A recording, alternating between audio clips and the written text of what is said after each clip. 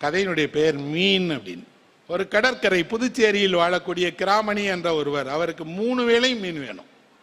காலையில், மத்தியானம், நைட்டு வேணுங்கிறதோட அவருக்கு ஜலதோஷம் வந்துட்டா உடனே அதுக்கு ஒரு மீன் சொல்லுவார், காய்ச்சல் அடித்தா அதுக்கு ஒரு மீன் சொல்லுவார், உடல் நோவு வந்தால் அதுக்கு ஒரு மீன்.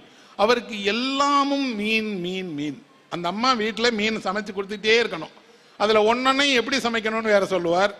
எந்த நேரத்திலும் ஒரு பெரிய மீனோட வீட்டு வாசல் வந்து நின்றுவார். பிரபஞ்சன் எழுதிய மகத்தான மனுஷி யார் என்றால் அந்த மீன் விற்பவர் தான். அந்த பவுனு என்று சொல்லக்கூடிய மீன் விற்கக்கூடிய அம்மா சந்தையில் உட்கார்ந்து மீன் விற்கிறார். 4 பேர் கேட்பாங்க, 4 பேருக்கும் பதில் சொல்லிட்டே வேலை பார்ப்பாங்க. அந்த அம்மாவுக்கு ஒரு பழக்கம் இருக்கிறது, என்னன்னா அது சொன்ன விலைக்கு நீங்கள் வாங்கிக்கணும், இல்லைன்னா கோச்சுக்கிடும். கோச்சுக்கிறதோட அது சொல்லும், உங்களை ஏமாத்தி நான் என்ன பெரிய வீடு கிட்ட போறேன்னா போமா அப்படின்னு துரத்தி விடும். ஆனால் அதனுடைய வாடிக்கையாளர்கள் அந்த அம்மா சொன்னாலும் நல்ல மீன் தான் தரணும் வாங்குவாங்க. ஒரு நாள் அவங்க ஒரு மீன் வாங்குறாங்க, 5 ரூபா சொல்றாங்க. இந்த அம்மா 4 ரூபாய்க்கு கேட்குறாங்க, பேரம் படியலை. அந்த அம்மா, நீ ஓசி கொண்டு போ, நீ சமைச்சு உன் வீட்டிலே வச்சுக்கோ, எனக்கு காசு கொடுக்க வேணாம்னு கொடுத்துட்டாங்க. இப்போ ஒரு கார் வருது, கார்லேருந்து ஒரு பணக்கார வீட்டு அம்மா வர்றாங்க. இறங்கி நேராக வந்து இந்த அம்மா கையில் இருக்கக்கூடிய மீன் அப்படிங்கிட்டு இந்த 5 ரூபான்னு அந்த அம்மாட்ட சொல்கிறாங்க. அந்த அம்மாவுக்கு கோவம் வருது, உன் பண திமிரை வந்து என்கிட்ட காட்டுறியா? நான் ஒரு ஆளுக்கு மீன் கொடுத்துட்டேன்னா அவங்களுக்கு தான், அதுக்கு மேலே நீ கோடி ரூபா கொடுத்தாலும் உனக்கு மீன் தர மாட்டேன் போ அப்படிங்குது. இந்த அம்மா என்ன செய்யுது, இந்த ஒரே ஒரு சம்பவம் 30 வருஷமா அந்த அம்மாட்டையே மீன் வாங்க வைக்குது. கதையில் வரக்கூடிய சுவாரஸ்யம் என்னன்னா, அவங்க மகனுக்கு மீனே பிடிக்காது. அம்மா சொல்லுது, உனக்கு ஒரு சாப்பாடு உங்க அப்பாவுக்கு ஒரு சாப்பாடாப்பா செய்ய முடியும்? இல்லம்மா, வீட்டில் சாப்பிடவே இல்லை, எனக்கு ஒரு சாம கல்யாணம் பண்ணி வச்சிருமா.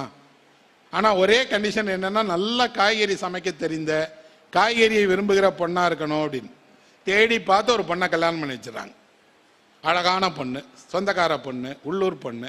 அந்த பொண்ணை வந்த அன்னைக்கு முதலிரவில் எல்லா கணவனும் கேட்காத ஒரு கேள்வியை ஒன்று கேட்குறான், தப்பா எடுத்துக்கிட்டாத, உனக்கு மீன் பிடிக்குமா அப்படின்னு கேட்குறான். அந்த பொண்ணு சொல்லுது, அவ்வளவா பிடிக்காது, கொஞ்சமாக பிடிக்கும் அப்படின்னு. நல்ல வேலை, நல்ல காய்கறிகள் சாப்பிட்லான்னு. 2 நாள் ஆகிறது, இவங்க வீட்டில் விருந்து நடக்கு. விருந்து வச்சா இவங்க அப்பா உட்காந்து சாப்பிட்ற மாதிரியே அந்த அம்மா இவருடைய புது மனைவி இட்லிக்கு மீன் குழம்பு தொட்டுக்கிட்டு சாப்பிட்டுட்டு இருக்கு.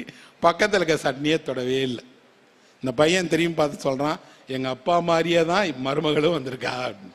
இந்த வாழ்க்கை என்ன என்றால், இவ்வளோ ஒரு பெரிய மீனாக இருந்தாலும் வாங்கிட்டு வந்து நிற்கும் போது அந்த அம்மா சொல்லுது, தினம் தானையா சாப்பிட்ற, உனக்கு இந்த ஒரு நாள் கூட அழுத்தே போகலையானா? அந்த ஆள் சொல்கிறாரு, மீனில் மட்டும் அழுக்கவே அழுக்காதுமான்னு கோச்சிக்கிட்டே சமைச்சு கொடுத்துறாங்க.